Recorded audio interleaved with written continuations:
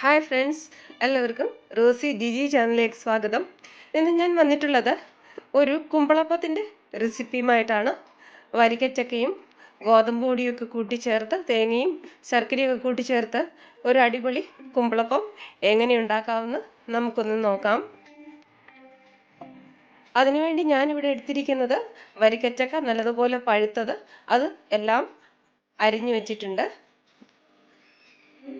ഒരു തേങ്ങയുടെ 1/4 ഭാഗം ചിരകിയതും, ശർക്കര 200 ഗ്രാം നല്ലതുപോലെ ചിരകിയെടുത്തതും, 3 ഏലക്ക പൊടിച്ചതും, ശകലം നല്ല ജീരകവും പൊടിച്ച് ചേർത്തിട്ടുണ്ട് ഇതിനകത്തിൽ.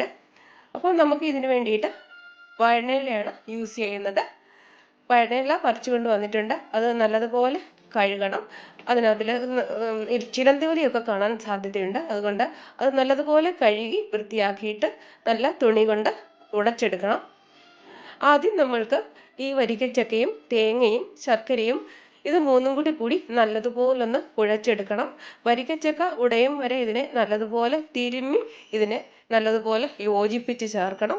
ഇതിങ്ങനെ നമ്മൾ കൈവച്ച് നല്ലതുപോലെ കുഴയ്ക്കുമ്പോൾ ഇതിനകത്തിൽ ജലാംശമുണ്ട്. അപ്പോൾ നമുക്ക് ഇതിനകത്തിലേക്ക് ഒത്തിരി വെള്ളം ചേർക്കേണ്ട ആവശ്യം വരുന്നില്ല. ഈ രീതിയിൽ നമ്മൾ കുഴച്ച് ചേർക്കുമ്പോൾ കണ്ടില്ലേ, നല്ലതുപോലെ വരിക്കച്ചക്ക ആയതുകൊണ്ട് നല്ലതുപോലെ ഉടച്ച് ചേർക്കണം. അപ്പോൾ ഇതെല്ലാം നല്ലതുപോലെ ഉടച്ചെടുത്തിട്ടുണ്ട്. ഇതിലേക്ക് ഞാൻ 500 ഗ്രാം ഗോതമ്പിൻ്റെ പൊടിയാണ് ചേർത്ത് കൊടുക്കുന്നത്. അത് കുറേശ്ശെയായിട്ടാണ് ചേർത്ത് കൊടുക്കുന്നത്. ഇങ്ങനെ കുറേശ്ശെയായിട്ട് ചേർക്കുമ്പോൾ ഇതിനകത്തിൽ കട്ട പിടിക്കത്തില്ല. ഒന്നിച്ച് നമുക്ക് ചേർത്താലുണ്ടല്ലോ ധാരാളം വെള്ളവും ഒഴിക്കണം, കട്ടയും പിടിക്കും. ആവശ്യത്തിന് ഉപ്പിൻ്റെ പൊടിയും ഇട്ട് കൊടുക്കാം. ഇതിപ്പം നല്ലതുപോലെ കുഴഞ്ഞു വന്നിട്ടുണ്ട്. ഞാൻ ഇതിലേക്ക് 1/2 ഗ്ലാസ് വെള്ളം മാത്രമാണ് ചേർത്ത് കൊടുത്തിട്ടുള്ളത്.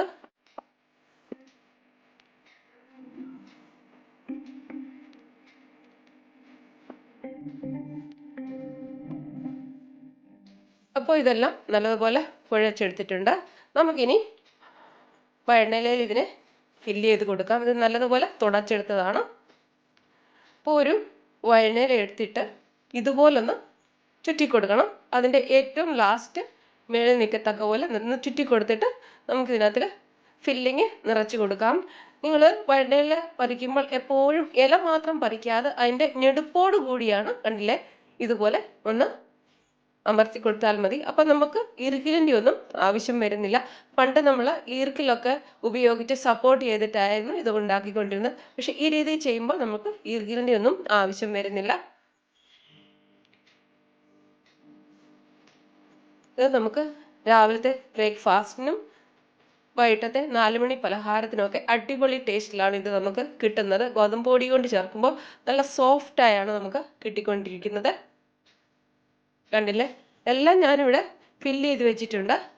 ഇനി ഇതിനെ നമുക്കൊരു ആവി പാത്രത്തിൽ വെച്ചിട്ട് ആവി വന്നതിന് ശേഷം ഇതിനെല്ലാം നമുക്കിതിന് ഓരോന്നായിട്ട് വെച്ച് കൊടുക്കാം.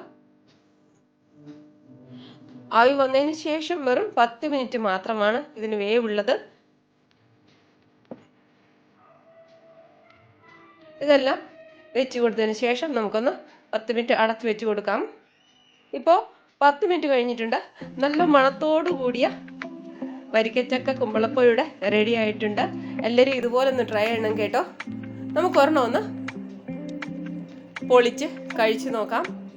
ഗോതമ്പ് പൊടി ആയതുകൊണ്ട് ഒത്തിരി ഹാർഡാകത്തില്ല. അരിപ്പൊടി ആകുമ്പം ഒരുപാട് അങ്ങ് ഹാർഡാകും. അടിപൊളി ടേസ്റ്റിലാണ് നമ്മളിവിടെ കിട്ടിയിരിക്കുന്നത്. നിങ്ങൾ എൻ്റെ വീഡിയോ ആദ്യമായിട്ടാണ് കാണുന്നതെങ്കിൽ എൻ്റെ ചാനൽ ഒന്ന് സബ്സ്ക്രൈബ് ചെയ്യാൻ മറക്കല്ലേ. അതുപോലെ തന്നെ ലൈക്കും ഷെയറും ചെയ്യാൻ മറക്കല്ലേ. അപ്പോൾ വേറെ വീഡിയോ വരും വരെ ബൈ.